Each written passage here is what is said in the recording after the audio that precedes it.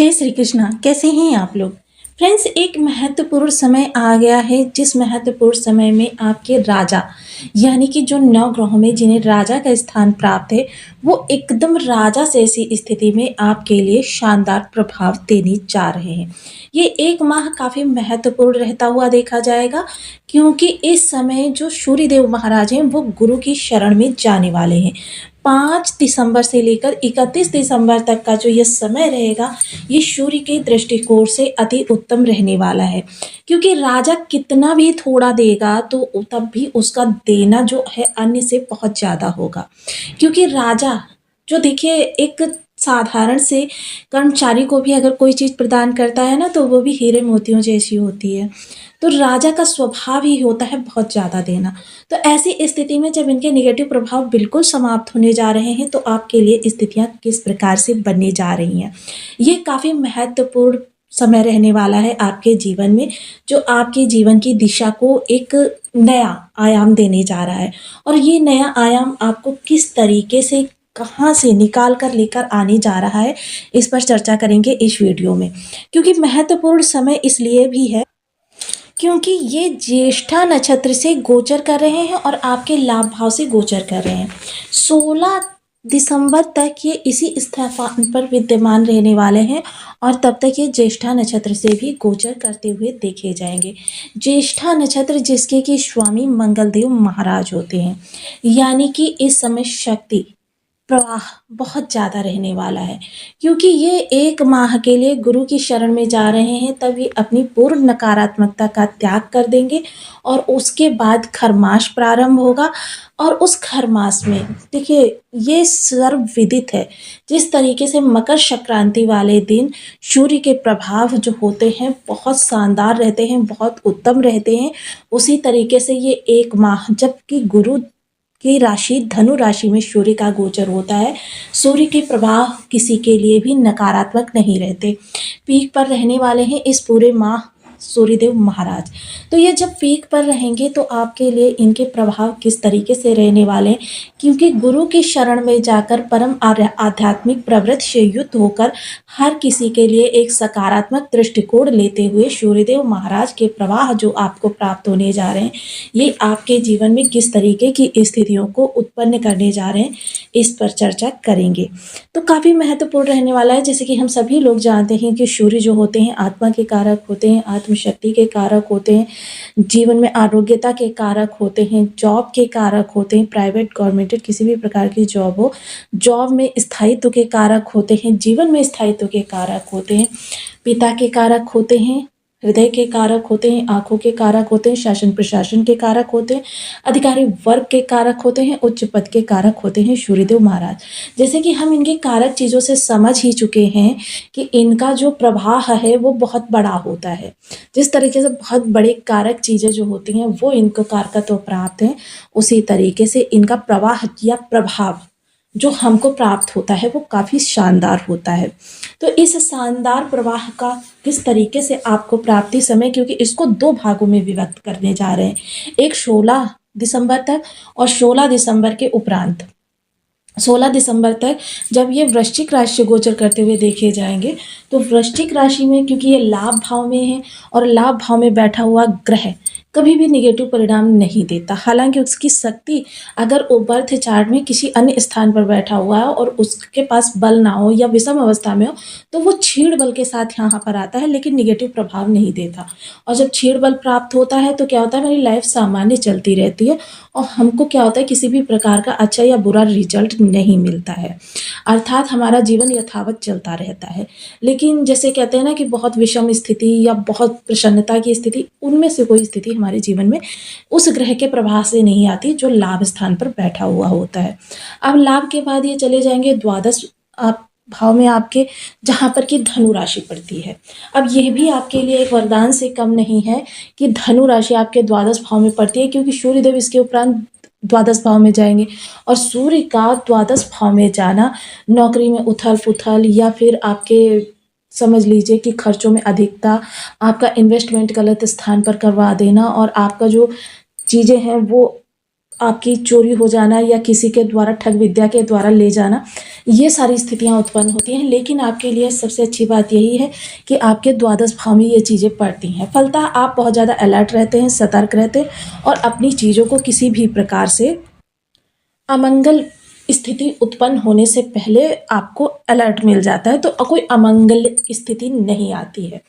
अर्थात यहाँ पर सूर्यदेव जब द्वादश भाव में आएंगे, और द्वादश भाव में जब आएंगे तो ये खरमास का समय होता है, जब सूर्यदेव पूरे वर्ष कार्य करने के उपरांत 1 माह के लिए गुरु की शरण में अपनी शक्तियों का वर्धन करने के लिए और आध्यात्मिक शांति के लिए जाते हैं। अब ऐसी स्थिति में जब ये आध्यात्मिक शांति के लिए जाएंगे, उस समय पर देखिए ये किसी के लिए निगेटिव प्रभाव लेकर नहीं आते। तो अब चर्चा करेंगे इनके जो ये अब नक्षत्र, ज्येष्ठा नक्षत्र, हम सभी लोग जानते हैं ज्येष्ठा नक्षत्र जो होता है वह मंगल देव का नक्षत्र है। अब मंगल का नक्षत्र है तो दोनों ही प्लैनेट में जो समानता है वो काफ़ी ज़्यादा है। दोनों का स्वभाव एक जैसा है, क्योंकि दोनों को क्रूर ग्रहों की श्रेणी में रखा जाता है।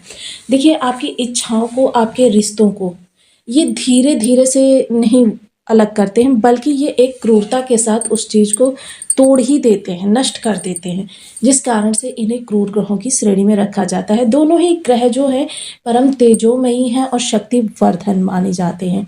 तो इनके प्रवाह इस समय पर आपके लिए किस तरीके से निकल कर आ रहे हैं और 16 के उपरांत किस तरीके से प्राप्त होते हुए दिखाई देंगे, इस पर चर्चा करेंगे। तो बने रहिए हमारे साथ इस वीडियो में, एंड तक आपको बहुत कुछ जानने के लिए मिलेगा। वीडियो बहुत ज्ञानवर्धक होने वाला है। यदि आपकी लग्न में 10 नंबर बना हुआ है तो ये राशिफल आपके लिए है। यदि कुंडली में कहीं भी चंद्रमा के साथ 10 नंबर बना हुआ है तो ये राशिफल आपके लिए। कुंडली ना होने की स्थिति में आप इसे नाम राशि से भी देख सकते हैं। यदि अभी तक आपने अपने इस चैनल को सब्सक्राइब नहीं किया है तो प्लीज़ सब्सक्राइब कर लीजिए, वीडियो को लाइक कर दीजिए, चैनल को शेयर कर दीजिए। इससे होगा क्या कि हमारे आने वाले हर वीडियो की नोटिफिकेशन मिल सकेगी आपको सबसे पहले। एक प्यारा सा कमेंट करना बिल्कुल ना भूलें। कमेंट से हमें बहुत मोटिवेशन मिलता है, हौसला मिलता है और ये पता चलता है कि आप और क्या जानना चाहते हैं। काफ़ी शानदार समय रहने वाला है 16 तारीख तक का आपका, जो आपके जीवन में बड़े परिवर्तन के लिए जाना जाएगा।